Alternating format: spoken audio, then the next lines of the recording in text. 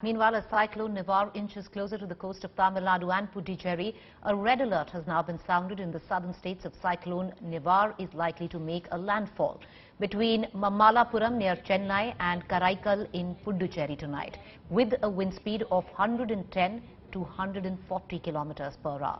The cyclone is likely to turn into a very severe cyclone. Meanwhile, Tamil Nadu Chief Minister took stock of the Chembaram-Bakkam Lake, where inflow of water has increased following incessant rainfall in Chennai. As a precaution, Chennai Corporation has ordered removal of all hoardings ahead of cyclone Nivar. Meanwhile, Tamil Nadu government suspended several flights from Chennai, also state bus and train services in 11 districts. A public holiday has been announced by the Tamil Nadu government today in 13 districts, even tomorrow. Chief Minister EPS appealed to people to stay indoors. 129 relief camps have now been set up in Chennai and 312 people have already been shifted to 8 relief centres. Neighbouring Puducherry has imposed prohibitory orders under Section 144. 30 NDRF teams have been deployed and 22 teams are on standby to assist affected states.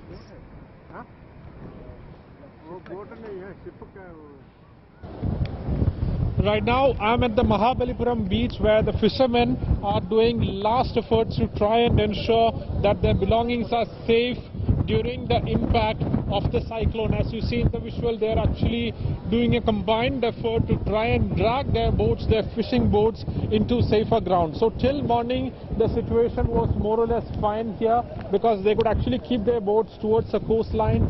But in the afternoon, after it started raining and also after the winds have started blowing quite hard, the water level has increased not just in the sea, but also you can see there is a small stream that has formed between the sea and the road which ends over here.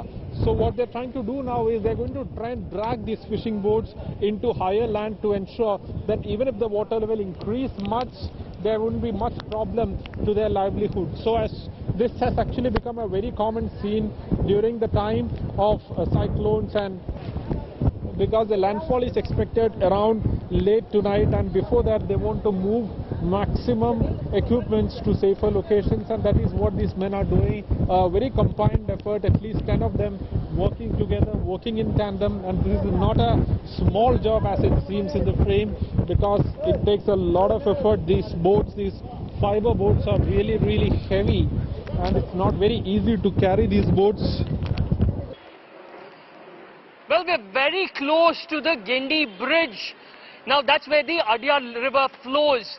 Now, because of the heavy rains over here and the incoming cyclone and the effects basically of the cyclone, this is what it is, not just in this area, the KK Nagar in Chennai, but in different parts of Chennai, especially those areas that have their drains clogged.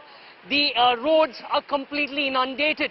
This area, it's just the road. In some other areas, water has clearly entered people's homes and destroyed their valuables.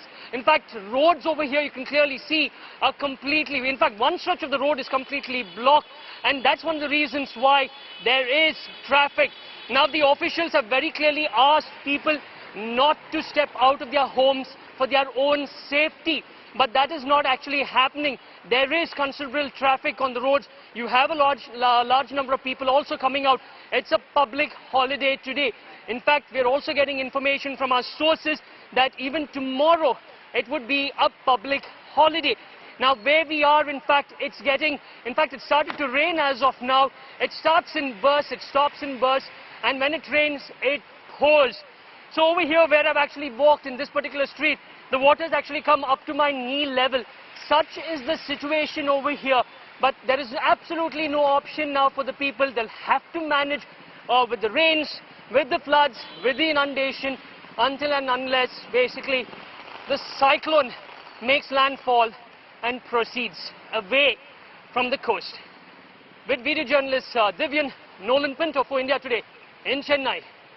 We should go for a zero casualty approach. That should be our focus. So when we have no loss of life, then we should focus on property and keep the systems up and running. So that is why NDRF teams are also on standby. There are 19 teams in Tamil Nadu, 6 teams in Pondicherry, and 7 teams in Andhra Pradesh. Overall, 30 teams are totally committed to it, and whatever is balance has been kept in reserve. Now the cyclone started and the waves are coming up to 6 to 7 feet high. It may increase to 9 feet also. After some time, 9 to 10 feet it will increase. The water logging will be here. Therefore, relief centers have been opened. In the relief centers, the food will be provided to them, water, medicine, and corona test will be done to the people. Sanitizer will be given, then face mask will be given, and the people will be taken care of. Line departments are fully prepared to meet the challenges of Nivar cyclone, and we will be working round the clock. From our government side, on the one side to fight against the COVID pandemic, on the other side to prevent the people from getting COVID during the cyclone period. On both fronts we are fighting. The entire government machinery is at your service and is taking care.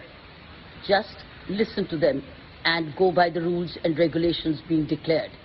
Move to higher places wherever you need to. There are relief centers. Please move there and abide by instructions and stay indoors. It is now moving northwestwards and likely to intensify into a severe cyclonic storm and cross between Karaikal and Mahabalipuram near Puducherry by today, late evening or night.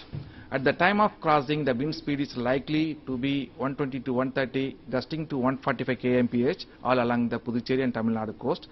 Chennai is likely to experience intermittent heavy to very heavy spells.